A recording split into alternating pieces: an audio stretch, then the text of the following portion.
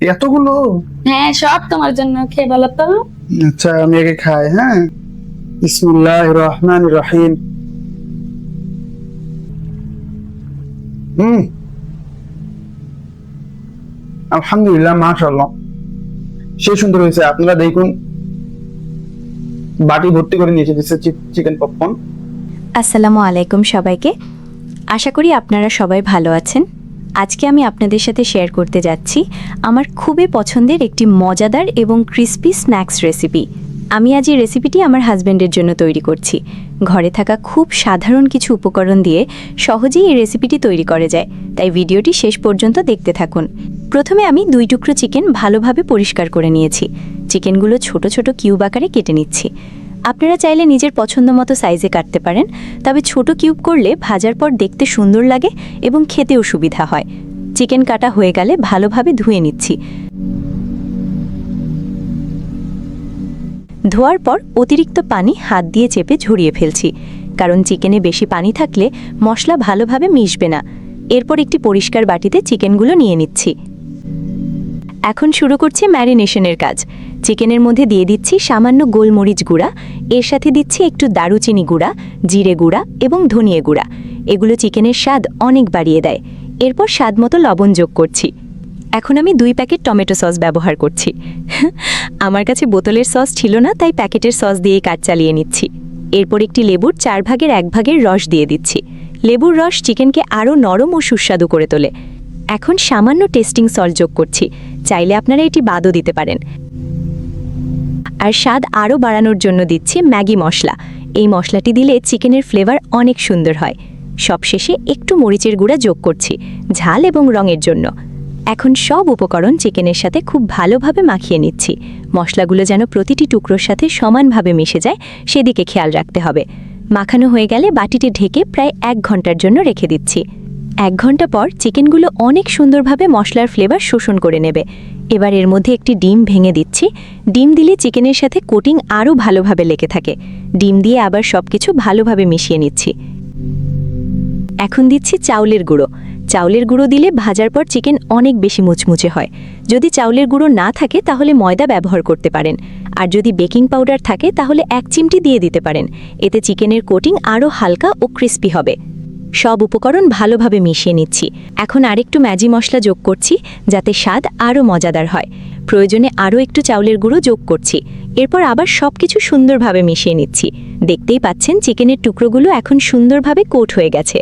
এখন একটি কড়াইতে পর্যাপ্ত পরিমাণ তেল গরম করতে দিচ্ছি। চিকেন পপকর্ন ভালোভাবে ভাজার জন্য তেলের পরিমাণ একটু বেশি হতে হবে। তেল ভালোভাবে গরম হওয়া পর্যন্ত অপেক্ষা করছি। তেল গরম হয়ে গেলে একে একে চিকেনের টুকরোগুলো তেলের মধ্যে ছেড়ে দিচ্ছি। খুব বেশি একসাথে দেবেন না, তাহলে টুকরোগুলো একে অপরের সাথে লেগে যেতে পারে। এখন মিডিয়াম থেকে লো আঁচে ধীরে ধীরে ভাজছি। চিকেনগুলো মাঝে মাঝে উল্টে পাল্টে দিতে হবে, যাতে সব দিক সমানভাবে ভাজা হয়।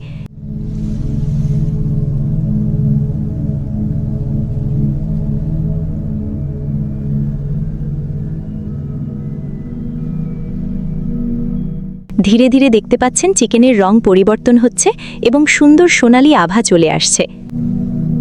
এই পর্যায়ে তাড়াহুড়ো করা যাবে না। কম আঁচে ভাজলে চিকেন ভেতর থেকে ভালোভাবে সেদ্ধ হবে এবং বাইরের অংশ হবে একদম ক্রিস্পি।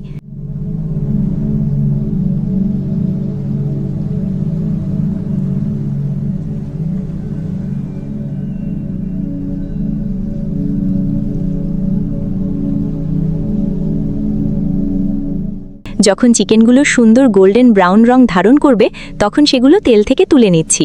দেখতেই কতটা লোভনীয় লাগছে। এখন একই তেলে কয়েকটি কাঁচামরিচ হালকা ভেজে নিচ্ছি।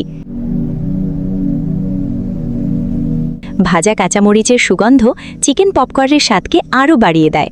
এখন ভাজা কাঁচামরিচগুলো চিকেনের উপরে সাজিয়ে দিচ্ছি। চাইলে সামান্য টমেটো সস এবং একটু ম্যাগি মশলা ছিটিয়ে দিতে পারেন, এতে স্বাদ আরও বেড়ে যাবে। ব্যাস, আমাদের দারুণ মজাদার ঝাল ঝাল এবং ক্রিস্পি চিকেন পপকর্ন সম্পূর্ণ প্রস্তুত। বাইরে থেকে মুচমুচে আর ভেতরে একদম জুসি। বিকেলের নাস্তা, পরিবারের আড্ডা কিংবা অতিথি আপ্যায়নের জন্য এটি সত্যিই অসাধারণ একটি রেসিপি। আমি আজ এটি আমার হাজব্যান্ডের জন্য বানিয়েছি। এখন দেখি উনি খেয়ে কি বলেন।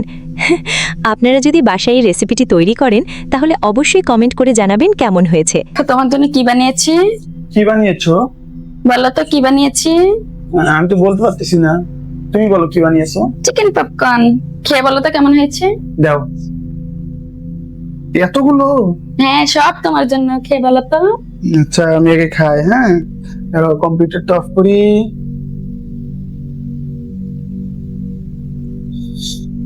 বিসমিল্লাহির রহমানির রহিম।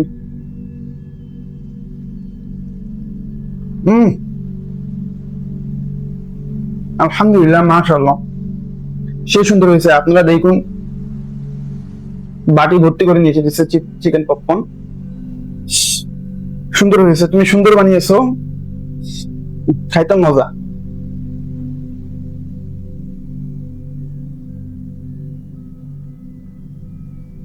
হুম, মজা হয়েছে না? স্বাদু অসাধারণ স্বাদ, টক ঝাল মিষ্টি, অনেক মজা লাগতেছে। তো দর্শক, এরকম সুন্দর সুন্দর রেসিপি আপনাদের সামনে নিয়ে আসা হবে। আপনারা অবশ্যই আমার পেজটি ফলো করবেন, ইউটিউব চ্যানেলটি সাবস্ক্রাইব করে রাখবেন এবং প্রত্যেকটাতে লাইক কমেন্ট করবেন, যাতে চলো আরো মানুষের কাছে পৌঁছায়, এবং শেয়ার করবেন। আর আমার সাথেই থাকবেন। পরবর্তীতে আবার দেখা হবে অন্য কোনো নতুন ভিডিওতে। ততক্ষণ সাথে থাকবেন, ভালো থাকবেন। আসসালামু আলাইকুম। আপনারা থাকেন, আমি খাই।